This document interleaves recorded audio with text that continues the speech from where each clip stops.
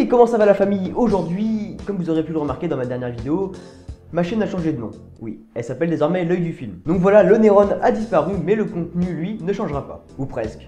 Vous verrez que j'ai quand même quelques projets. Et aujourd'hui, on se retrouve pour les 10 anecdotes sur Star Wars 7. Eh mais t'as déjà fait les 10 anecdotes sur Star Wars? Oh là là, le mec il fait ça juste pour la thune. Toi de ta gueule déjà.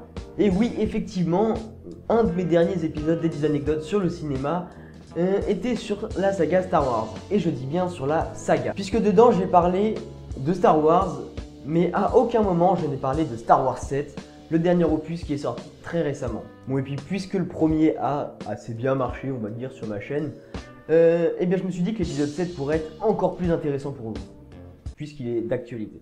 Allez, installe-toi.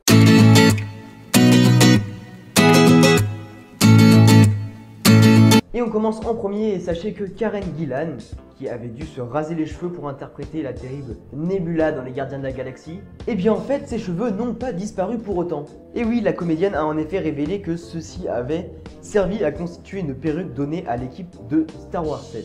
Ah oui, hein, ils se sont dit, putain les mecs là, il y a des cheveux partout. Bon allez, vous allez me ramasser tout ça, vous allez mettre de la colle et vous allez l'envoyer à l'autre trou du cul. Et en deuxième, sachez que le tournage de Star Wars 7 n'a pas été de tout repos. Et comme souvent pour une production de la taille de ma les comédiens ne sont pas à l'abri de petits incidents ou de grosses catastrophes. Bon, comme vous aurez pu le deviner, si vous n'êtes pas trop con, quelqu'un s'est blessé. Et c'est Harrison Ford qui s'est sérieusement abîmé la jambe en juin 2014 en s'étant coincé sous la porte du Faucon Millenium. Il a ensuite été transporté à l'hôpital et a été opéré avec succès d'une grosse fracture. Bon, il n'a pas repris le film tout de suite, hein, ça c'est ce que je peux vous dire. Et sachez également que J.J. Abrams a confié qu'il avait porté secours à son ami et tenté de le sortir de là en soulevant la porte du vaisseau.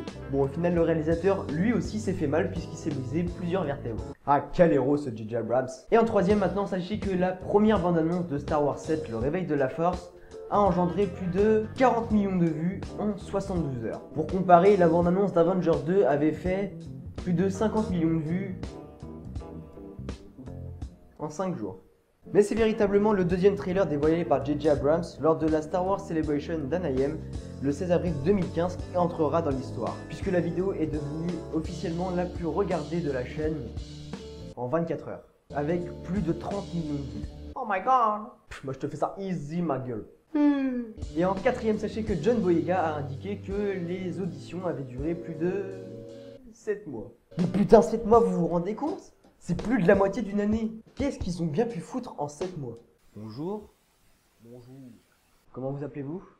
Roger. Bon Roger, tu as arrêté de me casser les couilles, l'amour est dans le pré, c'est pas ici. Allez, suivant. Bonjour. Bonjour, Comment vous appelez-vous? Jennifer. Bon, Jen, hein, oui, parce que maintenant je peux t'appeler Jen, hein, on se connaît. Donc je te prends dans l'équipe. Oui, mais j'ai rien fait encore. Mais si, tu passeras dans mon bureau tout à l'heure, tu verras, je suis sûr que tu sais faire plein de choses. Allez, suivant. Bon, en cinquième, grande nouvelle et qui va, je pense, vous surprendre aussi. Et sachez que notre Français, Kev Adams, a passé les auditions pour Star Wars 7. Bon, effectivement, vous aurez pu voir dans le film, ça n'a pas marché. Mais bon, lui-même, il l'a dit sur les réseaux sociaux, c'était vraiment juste histoire de passer un casting, une histoire de défi en fait. Bon, en même temps, Kev Adams dans Star Wars, je sais pas trop où ils auraient pu le mettre. À part en Stormtrooper ou en Chewbacca à la limite, Allez, on déconne, Et en sixième, eh bien, je trouve que c'est une très belle anecdote selon moi, puisqu'un fan de Star Wars en phase terminale d'une très grave maladie a pu avoir une version non finalisée du nouvel épisode avant tout le monde. Et moi je dis bravo parce que je trouve que c'est un très beau geste de la part de J.J. Abrams, qui avait déjà fait ça pour un enfant également handicapé pour voir une version de Star Trek Into Darkness en 2013. En septième maintenant, eh bien sachez que bon, comme son prédécesseur Bleu et Blanc, BB-8 s'exprime uniquement avec des sons artificiels. Pourtant, un acteur lui a bien prêté sa voix. Alors qui se cache derrière ces bruitages de ce droïde? Eh bien c'est un journaliste qui a repéré le nom de Bill Hader crédité du rôle de consultant vocal de BB-8.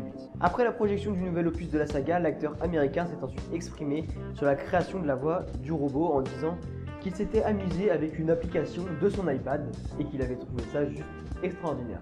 Et voilà, maintenant vous connaissez la création de la voix de BB-8.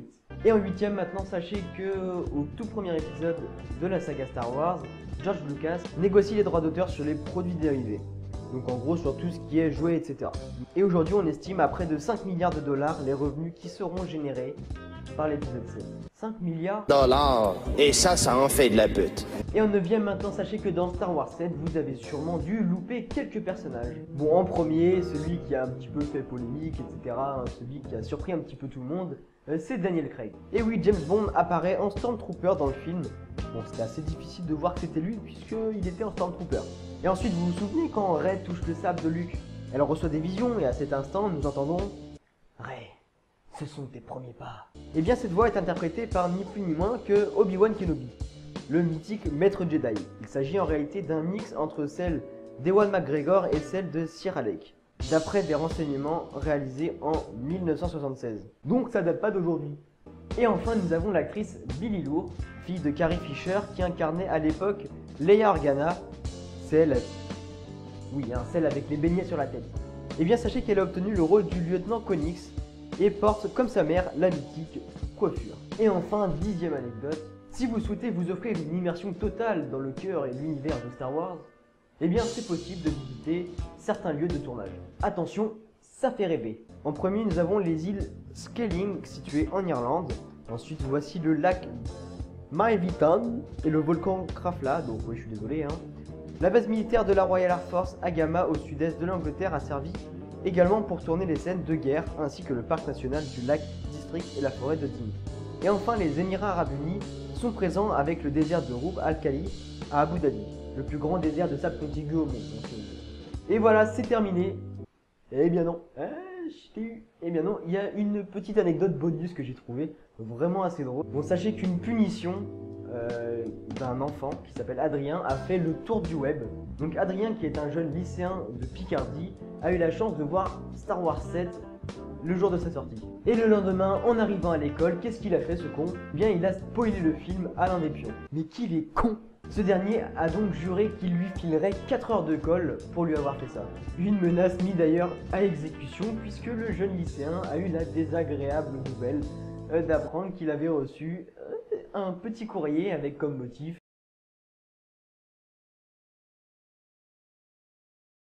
Et ce n'est que le lendemain que le pion a annoncé à Adrien qu'il s'agissait d'une blague. Et bien voilà les amis, cet épisode sur Star Wars 7 est maintenant terminé. N'hésitez pas à mettre dans les commentaires le nom du film que vous voudriez voir pour la prochaine fois. Je remercie comme d'habitude le bon plan du geek pour sa participation à l'émission. Sur ce, j'espère déjà que le nouveau nom de ma chaîne vous plaira. Et également, si vous avez aimé la vidéo, n'hésitez pas à la liker, à commenter pour me dire ce que vous en avez pensé et à faire un petit tour sur ma chaîne, voilà, pourquoi pas, si ça peut vous intéresser.